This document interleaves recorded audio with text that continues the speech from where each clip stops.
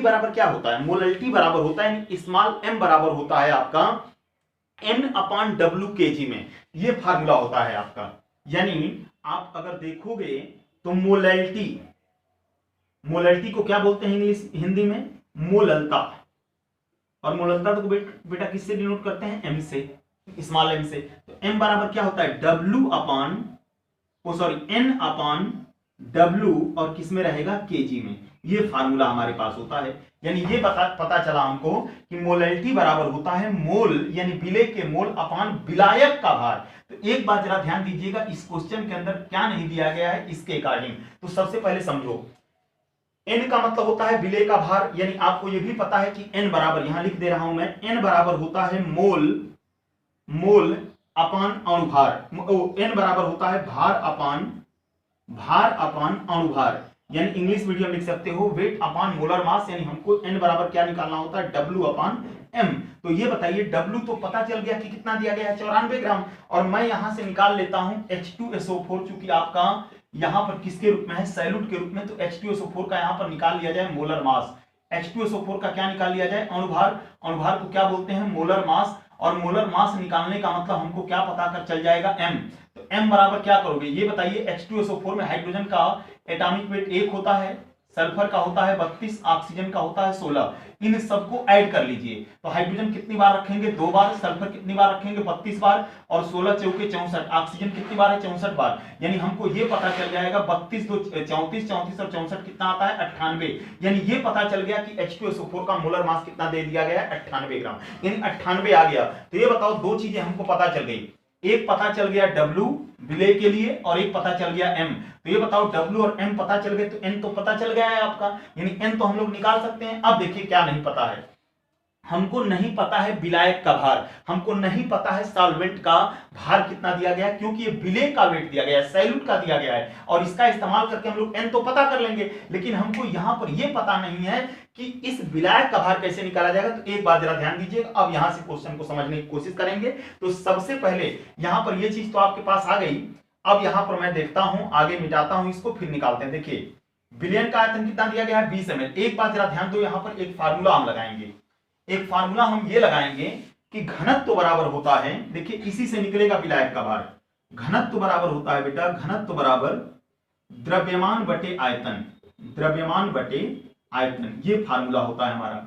घनत्व बराबर यानी डेंसिटी बराबर होता है, डेंसिटी बराबर होता है mass upon volume, mass upon volume, ये होता है हमारे पास। लेकिन हमको यहां पर पता ये करना है कि विलयन का द्रव्यमान, इन डेंसिटी बराबर मास अपॉन वॉल्यूम होता है, तो वॉल्यूम आपके पास दिया गया है, डेंसिटी दिया गया है, तो मास निकल जाएगा नहीं निकल जाएगा, क्योंकि आपको ये तो पता नहीं कि विलयन का टोटल द्रव्यमान कितना है, क्योंकि विलयन का द्रव्यमान जब पता चल जाएगा तो विलायक का अपने आप पता चल जाएगा, क्योंकि विलय का इन्होंने दे रखा है, सीधी सी बात है। तो अब यहां पर पता करते हैं इस अकॉर्डिंग डेंसिटी बराबर, यानी ये फार्मूला होता है बेटा D बराबर m upon v, m upon v, ये डेंसिटी बराबर होता है मास अपॉन वॉल्यूम, तो यानी घनत्व बराबर द्रव्यमान बटे आयतन। तो हमको क्या पता करना है, विलयन का द्रव्यमान, इसी के अकॉर्डिंग पता करेंगे विलयन का द्रव्यमान।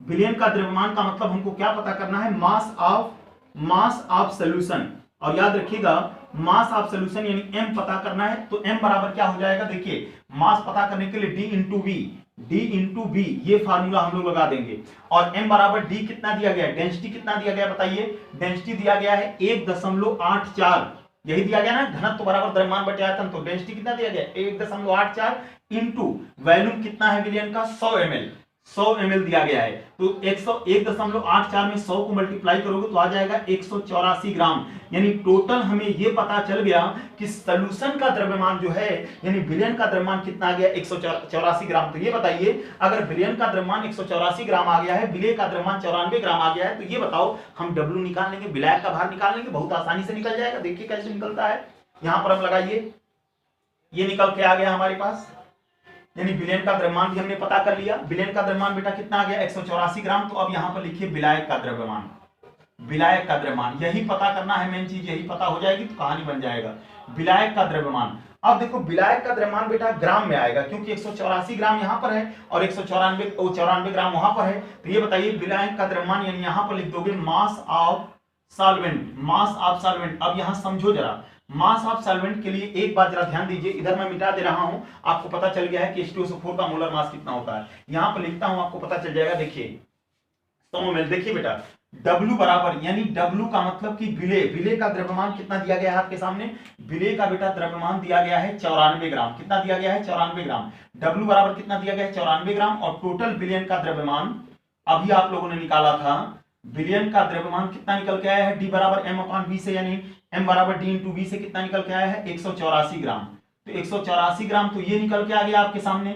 अब बताइए 184 ग्राम जब निकल के आ गया विलयन का द्रव्यमान, यानी मास ऑफ सॉल्यूशन कितना निकल के आ गया? 184 ग्राम। और W कितना निकल के आ गया? 94 ग्राम। तो ये बताओ किसी भी सॉल्यूशन के अंदर दो चीजें होती कि नहीं होती? विलेय और विलायक, यानी सॉल्यूट और सॉल्वेंट। तो सॉल्यूट पता है, सॉल्यूशन पता है, सॉल्वेंट हमको नहीं पता है। तो हम क्या करेंगे? विलायक का द्रव्यमान बराबर क्या करोगे?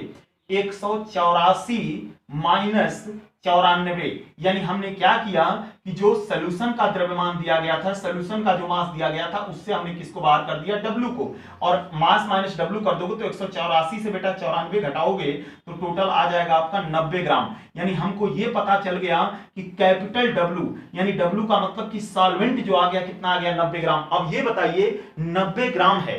अब यहां से क्या देखिए जरा, मोलैलिटी। अब यहां से सब कुछ क्लियर हो जाएगा आपका। अब देखिए एक चीज ध्यान रखिएगा जरा, यहां पर क्वेश्चन के अंदर हमको पता चल गया कि W बराबर कितना आ गया है? 90 ग्राम। तो W बराबर जब बेटा 90 ग्राम आ गया, और आपका मोलैलिटी का फार्मूला क्या कहता है? M बराबर N/W। और W किस में चाहिए? kg में, जबकि W किस में आया? ग्राम में। तो ये बताओ हम लोग यहां पर कर सकते हैं कि ग्राम को किलोग्राम में कन्वर्ट करने के लिए हम क्या कर सकते हैं? 90/1000 कर दीजिए।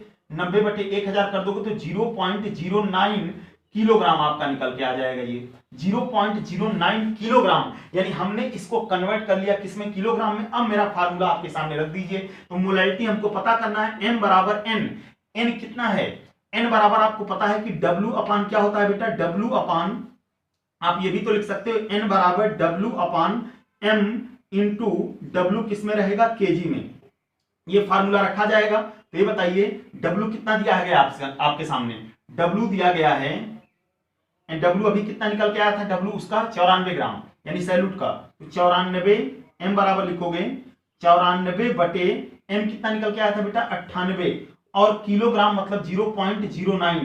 अब बताइए इसको अगर हम लोग हल कर लेंगे तो इसका निकल के आ गया बेटा 10.65 मोलल। कितना निकल के आ गया? मोलल। या आप इसको इस तरह से भी कर सकते हो, मोलल लिख लीजिए, चाहे आप लिख सकते हो 10.65 मोल प्रति किलोग्राम।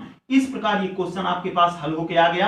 यानी सीधी सी बात है कि हम लोगों ने बहुत प्रयास करते हुए, बहुत सोचते हुए, क्वेश्चन के अंदर दिमाग लगाते हुए इस क्वेश्चन को हल किया गया। देखिए सबसे पहले यहां पर दो चीजें थी कि एक तो दिया गया था, कह रहा था आपसे क्वेश्चन के अंदर कि अगर हमारे पास 94% H2SO4 वेट बाई वॉल्यूम दिया गया है, वेट बाई वॉल्यूम का मतलब ये होता है कि द्रव्यमान आयतन प्रतिशत के अकॉर्डिंग अगर देखा जाए तो 94% H2SO4 दिया गया था।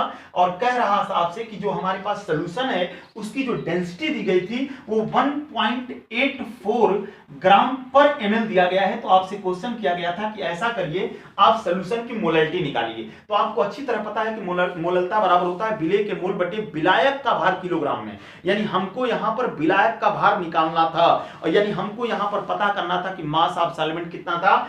नहीं दिया गया था, केवल दो चीजें दी गई थी। एक तो दिया गया था कि देखो 94% H2SO4 का मतलब एक चीज क्लियर हो गई, W/V का मतलब कि 100 ml सॉल्यूशन के अंदर 94 ग्राम H2SO4 मौजूद है, यानी ये सैल्यूट की मात्रा इन्होंने दे दी थी। और एक बात और, जब सैल्यूट का मात्रा दे दिया यानी स्मॉल W दे दिया है, तो इसके हेल्प से हम पता कर सकते हैं कि मोल कैसे निकालेंगे, क्योंकि मोल चाहिए, मोलैलिटी बराबर होता है स्मॉल m बराबर होता है N/W kg। ये फार्मूला हमें चाहिए। तो इस फार्मूला पर ध्यान दीजिए। देखिए n आपके पास नहीं था, n निकालना था और W देखना था। n के लिए हमने वही फार्मूला लगाना है, n बराबर होता है देखिए W/m। W इसका मतलब कि सैल्यूट का कितना दिया गया है? 94 ग्राम। और बटे इसका m का मतलब कि हमने H2SO4 का मोलर मास निकाला, कितना आ गया? 98 ग्राम। यानी आप 94/98 करके भी निकालते, 2 से मल्टीप्लाई कर लेते, तो जो क्वेश्चन के अंदर आता है वो मोल आ जाता है आपका। यानी आप इसको ऐसे भी हल कर सकते हो, तरीका आपसे बता देता हूं। 94/98 करोगे तो भी इसको कटाओगे, 2 × 8 इसका 47 और इसका आ जाएगा 49। 47/49 आ जाएगा। जो क्वेश्चन हल होगा उसके बाद आप मल्टीप्लाई कर लोगे 0.09 से तो भी आपका 10.65 मोल निकल के आ जाएगा, मोल प्रति किलोग्राम आ जाएगा। तो मैं बात कर रहा था कि W और M तो हमें पता चल गए थे, हमें ये नहीं पता था कि W यानी विलायक का भार नहीं पता था। ये समझ लीजिएगा, जो W है ये विलेय का है यानी मोल ऑफ सॉल्यूट है, जबकि हमको मास ऑफ सॉल्वेंट निकालना था। इसके लिए हमने गौर किया डेंसिटी के ऊपर, क्योंकि क्वेश्चन के अंदर डेंसिटी दे रखा था 1.84 ग्राम पर ml, ये क्वेश्चन के अंदर दे रखा था इन्होंने, तो 1.84 ग्राम पर ml दे रखा था। उसके हिसाब से मैंने क्वेश्चन को हल किया और मैंने यहां पर ये देखा कि डेंसिटी बराबर होता है घनत्व बराबर होता है द्रव्यमान बटे आयतन।